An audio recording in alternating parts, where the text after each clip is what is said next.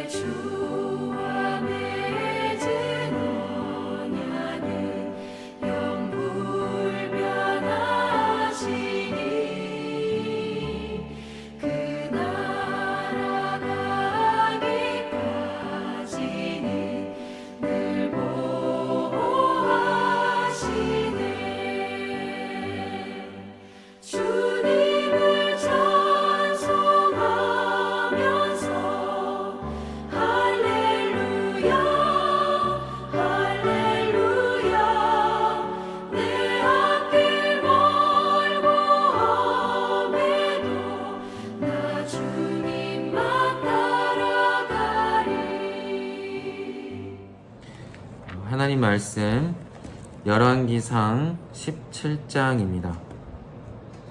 열왕기상 17장 1절에서 7절까지 말씀 우리 교독하고 마지막은 함께 보시겠습니다.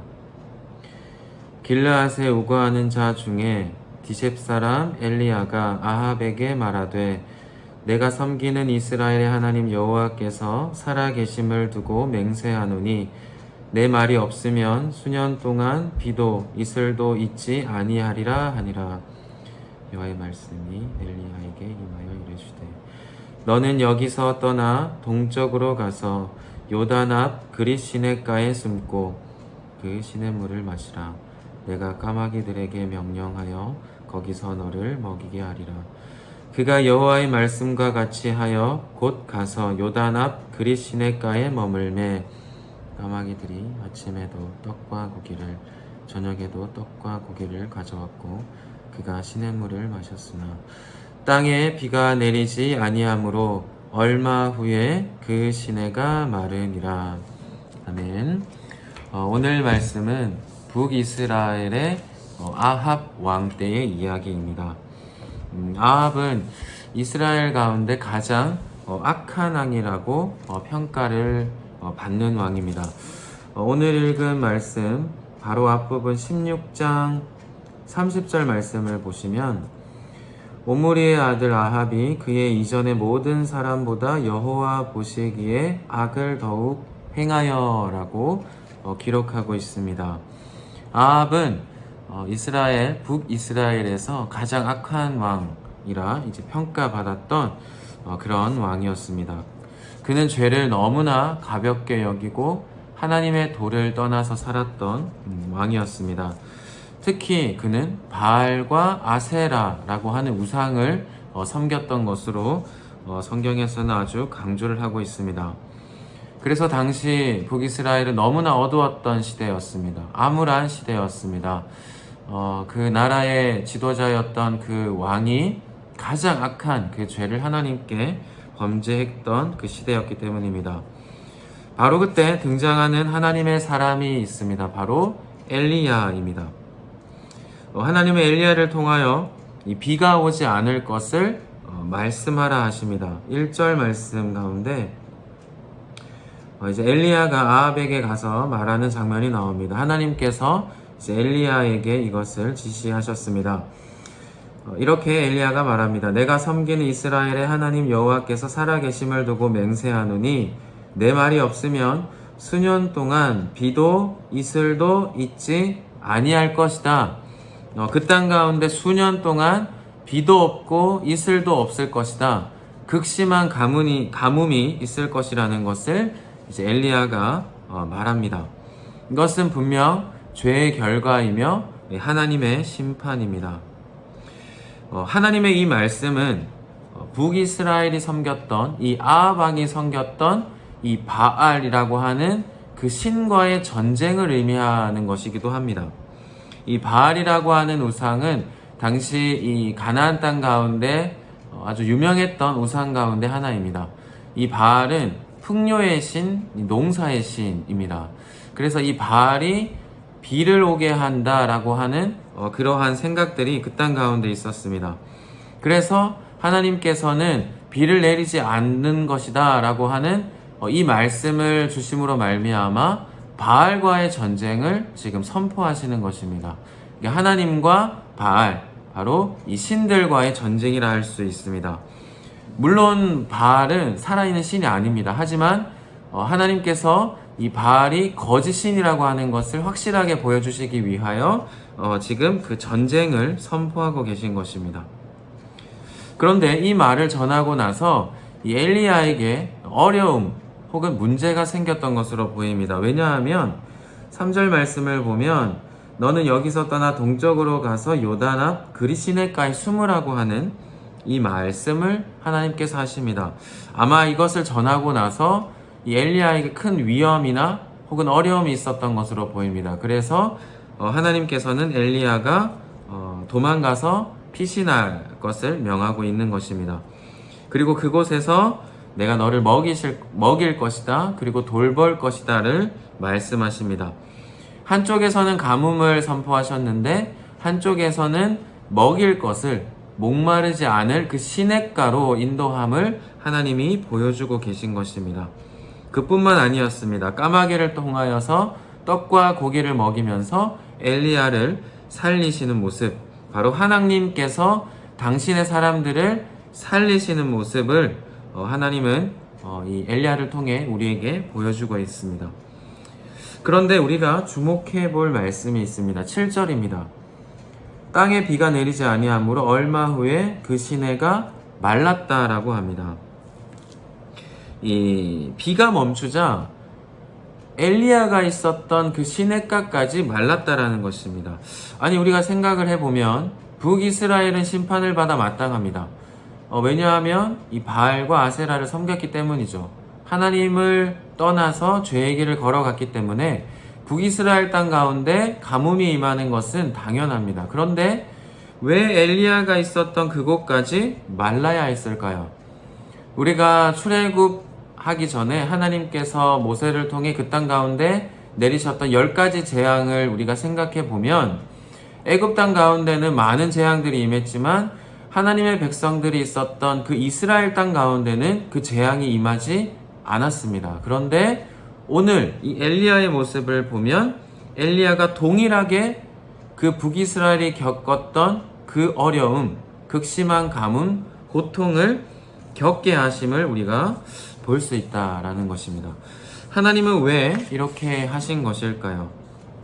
우리가 두 가지를 생각해 볼 수 있습니다. 첫째, 하나님께서는 당신의 사람, 그 엘리야가 그의 온 삶으로 그 시대의 아픔을 느끼기를, 그 시대를 경험하기를, 그 심판의 한복판에 참여하는 것을 일부러 이렇게 허락하신 것입니다.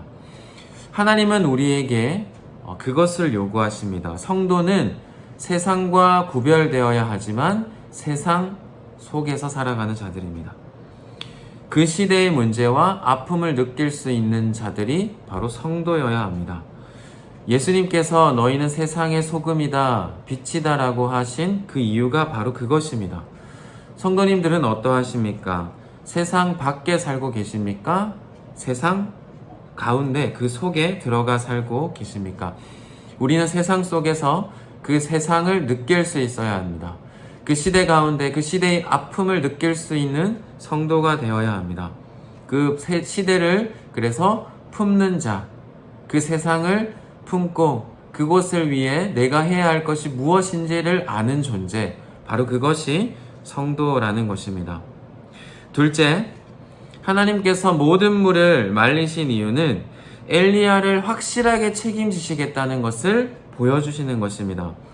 이 앞으로 3년 6개월 동안 이 가뭄이 이제 될 텐데 하나님은 엘리야를 확실하게 책임지시겠다는 것입니다. 그를 인도하시고 그를 먹이시고 그를 살아가게 하시는 존재가 누구인지 바로 선명하게 보여주시는 것입니다. 우리가 세상 속에 있을 때 하나님의 인도하심이 더욱더 선명해지는 것입니다. 하나님의 은혜 없이는 우리가 살아갈 수 없다라는 것이 분명해지는 것이죠. 이런 것이 바로 성도의 인생입니다. 성도의 여정입니다. 세상 속에서 하나님의 은혜로 살아가는 것입니다.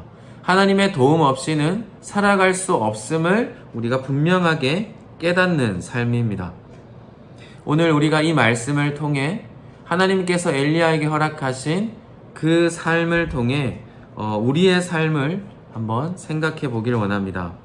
시대 속에서, 세상 속에서 이 시대와 세상을 향한 하나님의 뜻을 알고 그것을 느낄 수 있고 그 가운데서 내가 무엇을 해야 하는지를 깨닫고 발견할 수 있는 성도님들 되시길 바랍니다.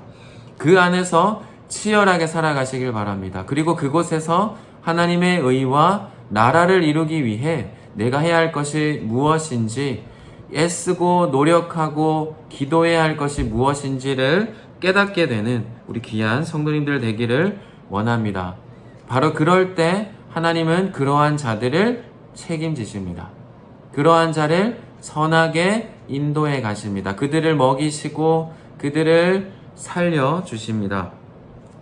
그렇게 성도님들의 각자의 그 자리에서 오늘 하루를 살아가며 또 이번 한 주간을 살아가며 내가 하나님께서 보내신 그곳에서, 그 시대 속에서, 그 세상 속에서 내가 무엇을 해야 할지를 분명히 알고, 또 그곳에서 하나님의 은혜 없이는 살아갈 수 없음을 깊이 깨달을 수 있는 귀한 성도님들의 오늘 또 하루 되시기를 간절히 기도드립니다. 함께 기도하시겠습니다. 하나님 아버지 감사합니다. 우리를 세상 속에 보내셨음을, 그 시대 가운데 두셨음을 우리가 잊지 않게 하여 주시옵소서. 하나님, 그곳에서 우리가 해야 할 것이 무엇인지를 깨닫게 하여 주시옵소서. 하나님, 그곳에서 성도답게 하나님, 우리가 무엇을 해야 하는지를 아는 그런 성도 될 수 있도록 인도하여 주시옵소서. 그럴 때에 우리를 인도하시고 우리를 살려주시는 하나님의 책임지심을 우리가 경험하길 원합니다. 그렇게 은혜로만 살아갈 수 있는 엘리야에게 허락하셨던 그 삶이 우리의 삶이 될 수 있도록 인도하시고 축복하여 주시옵소서. 예물을 구별하여 주님께 드리는 귀한 손길들을 주님 기쁘게 받아주시고, 그들의 삶을, 그들의 믿음의 고백을, 헌신을 기쁘게 받아주시고, 우리의 삶에 필요한 그 많은 것들 주님 채우시고 공급하시고 선하게 이끌어 주시옵소서. 모든 것을 감사드리옵고 우리 구주 예수님의 이름으로 기도드립니다. 아멘. 하늘에 계신 우리 아버지여, 이름이 거룩히 여김을 받으시오며 나라가 임하시오며 뜻이 하늘에서 이루어진 것 같이 땅에서도 이루어지이다. 오늘 우리에게 일용할 양식을 주시옵고 우리가 우리에게 죄 지은 자를 사하여 준 것 같이 우리 죄를 사하여 주시옵고 우리를 시험에 들게 하지 마시옵고 다만 악에서 구하시옵소서. 나라와 권세와 영광이 아버지께 영원히 있사옵나이다. 아멘. 계속해서 기도하시도록 하시겠습니다.